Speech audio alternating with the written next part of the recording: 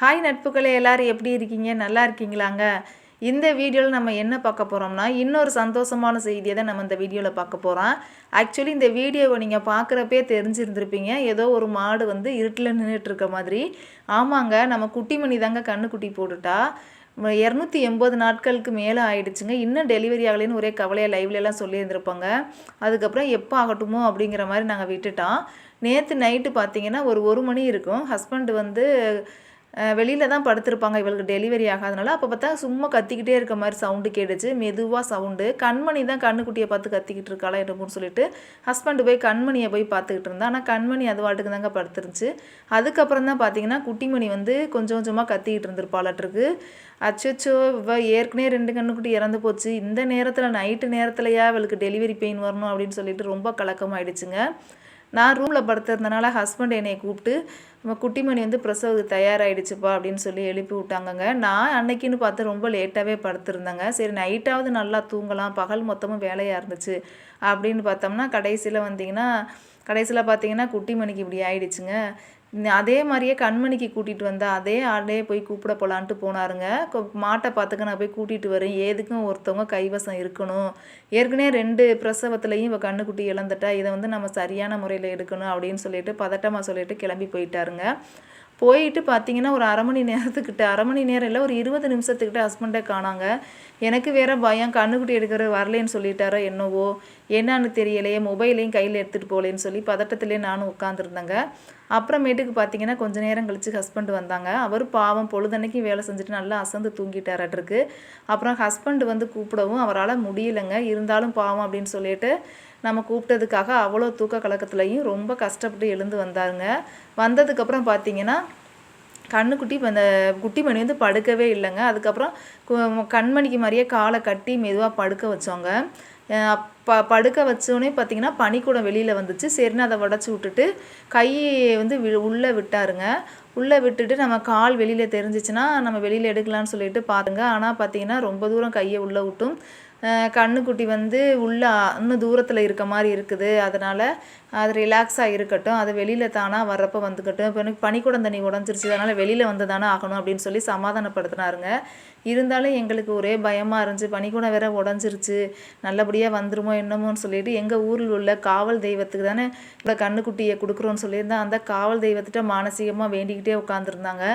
அதுக்கிடையில் அவர் மாடுகளை பற்றி பல ஹிஸ்ட்ரி சொல்லிக்கிட்டு இருந்தார். அதெல்லாம் நினச்சி கவலையாக இருந்துச்சுங்க. ஒவ்வொரு மாட்டுக்கும் இப்படி இருக்கும் அப்படி இருக்குன்னு சொல்லவுமே எனக்கு குட்டிமணியை நினச்சி கவலை அதிகமாகிடுச்சுங்க. திடீர்னு ஹஸ்பண்ட் சொல்லிட்டாரு, ஏற்கனவே 2 டெலிவரி இது பார்த்து கஷ்டமாக இருந்துச்சு, இப்போ இந்த டெலிவரிக்கும் இதே மாதிரி இருக்குது, நான் அப்போயே கொடுத்துடலாம் அப்படின்னு சொல்லி பார்த்தேன், ஒன்னால தான் அப்படிங்கிற மாதிரி அப்போ வாக்குவாதம் இருந்துச்சு.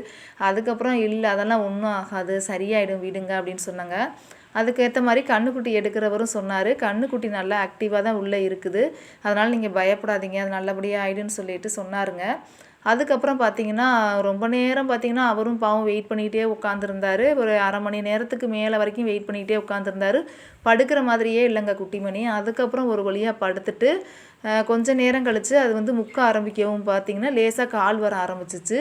அதுக்கப்புறம் போய் எடுக்கலான்னு சொல்லி எடுத்தோம்னா அச்சோ சுத்தமாக முடியலைங்க. நம்ம பொண்ணுகளுக்கெலாம் வேறு எக்ஸாம் நடந்துக்கிட்டு இருக்கு, அதனால் நல்லா தூங்கிட்டு இருந்தாங்க. அப்படின்னு சின்ன பொண்ணு லைட்டெல்லாம் எடுத்துக்கிட்டு தேடிட்டு அலையவும் வேகமாக எந்திரிச்சு வந்தாங்க. ஏன்னா அவளுக்கு பிடிச்சமான மாடு இது தானே அப்படின்னு சொல்லிட்டு வேகமாக எந்திரிச்சு வந்தாங்கங்க. அதனால் அவள் வந்து மாட்டோட முகத்தை பிடிச்சிட்டு அமுத்திக்கிட்டா. இது சாதுவானது தானே, யாரையுமே முட்டாதுங்க. இருக்கிற மாடுகளே ரொம்ப சேஃப்டியாக நம்ம யார் வேணாலும் பிடிக்கலாம் அப்படின்னு சொல்லி பார்த்தோம்னா அது குட்டிமணி தாங்க. அந்தளவுக்கு ஒரு நல்ல பிள்ளைங்க. அதனால் அவள் வந்து முகத்தை கீழே பிடிச்சிக்கிட்டா. அதுக்கப்புறமேட்டுக்கு நானும் அவள் ஹஸ்பண்டும் இவரும் சேர்ந்து தாங்க கண்ணுக்குட்டி எடுத்தான். கண்ணுக்குட்டி வேறு டைமுக்கு அதிகமாகிடுச்சுல்ல, அதாவது நாள் 250 நாளுக்கு மேலே ஆனனால ரொம்பவே பெரிய கண்ணுக்குட்டியாக இருந்துச்சுங்க. கண்மணி கூட அப்படி கத்தலைங்க. இந்த டெலிவரி ஆகி வெளியில் வர்றப்போ நம்ம குட்டிமணி பார்த்திங்கன்னா அம்மா அம்மான்னு அவ்வளோ ஒரு சவுண்டோடு அவளால் கண்ணுக்குட்டி போட முடியலங்க. அந்த அளவுக்கு கத்துச்சுங்க. பார்க்கவே ரொம்ப கஷ்டமாக இருக்குது. வாயிலா ஜீவனில் வலிக்கிறது அது என்ன தெரியும், நம்மள்ட்ட சொல்லவா தெரியும் அப்படிங்கிற மாதிரி ரொம்ப மனசு கஷ்டமாக இருந்துச்சுங்க. கண்ணுக்குட்டி எடுக்க வெளியில் வரவே மாட்டேன்ருச்சுங்க. அதுக்கப்புறம் வெளியில் மெதுவாக எடுத்தப்போ தான் பார்த்தா நல்ல பெரிய கண்ணுக்குட்டிங்க. என்ன கண்ணுக்குட்டியாக இருக்குன்னு நினைக்கிறீங்க? ஆமாங்க, எப்பொழுதும் போல் நம்ம வீட்டுக்கு ஒரு இளவரசி தாங்க வந்திருக்கிறா. பட்டு பிறந்தால அதே மாதிரி தான் இவளும் ஒரு பெண் கன்னுக்குட்டியை ஈன்றிருக்காங்க. குட்டிமணி முதல் முறையாக அவள் தாயான மகிழ்ச்சி வந்து எங்களுக்கு அதிகமாக இருந்துச்சு. ஆண் கன்னுக்குட்டி பெண் கன்னுக்குட்டி அந்த மகிழ்ச்சியெல்லாம் எங்களுக்கு எப்பொழுதுமே எங்களுக்கு இருந்ததே இல்லைங்க. நம்ம மாடுகள் நல்லபடியாக கன்னுக்குட்டி போடுதா அதுதான் நாங்கள் மெயினாக பார்ப்போங்க. அதே மாதிரி இவள் பெண் கன்னுக்குட்டி அப்படிங்கிறத விட நாங்கள் பார்க்கல. அப்பா மாடு நல்லபடியாக கன்னுக்குட்டி போட்டுருச்சே அப்படின்னு சொல்லிட்டு ரொம்ப சந்தோஷப்பட்டாங்க. அதே மாதிரி தாங்க பெண் கன்னுக்குட்டிங்க.